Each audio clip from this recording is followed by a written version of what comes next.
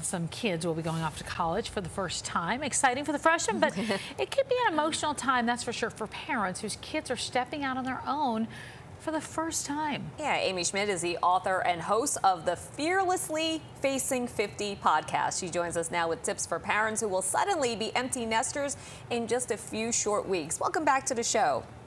Thank you so much. Happy to be here. All right, so Amy, when kids go to college, it's really a transition for everyone, not just the kids, but as the parent, you still need to show your support. So how do you deal with that roller coaster of emotions?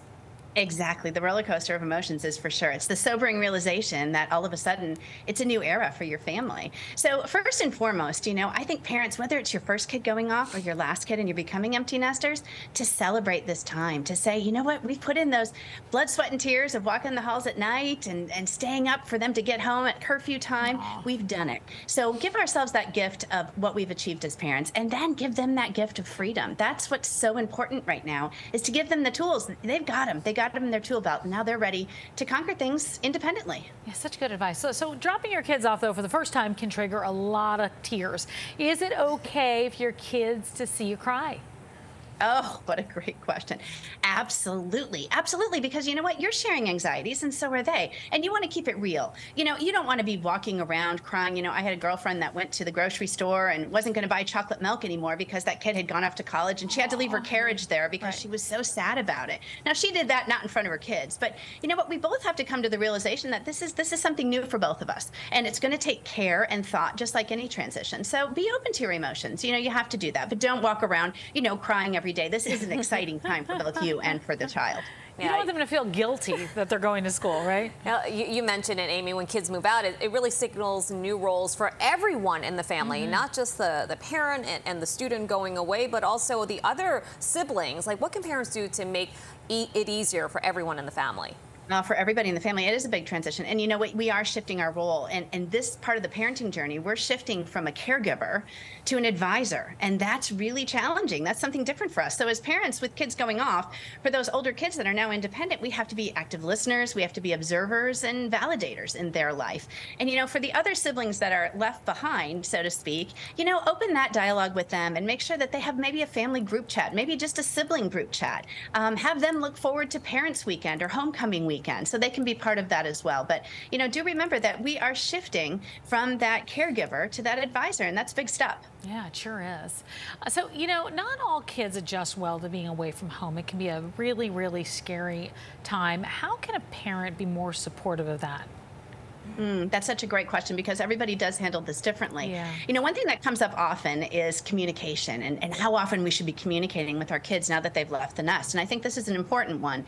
My advice is you set up a weekly FaceTime, some type of video chat, Zoom with them. So you touch base. But some kids experience more loneliness than others. This is a good way to keep those communication lines open. And remember that if your kid isn't getting back to you right away, I know this happens when all of a sudden you're texting your daughter or your son and they're not getting back and you're getting anxious and worried what's happening.